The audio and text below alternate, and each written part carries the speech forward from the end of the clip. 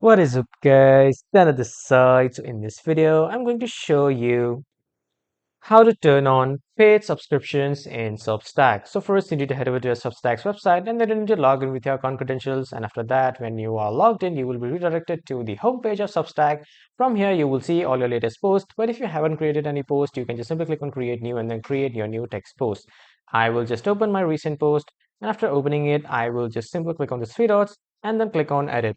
After clicking on edit, I will scroll down to the top after clicking on the settings button. After clicking on the settings button, scroll down to the top and here you will see the audience section, and from here you can just simply choose paid subscribers only.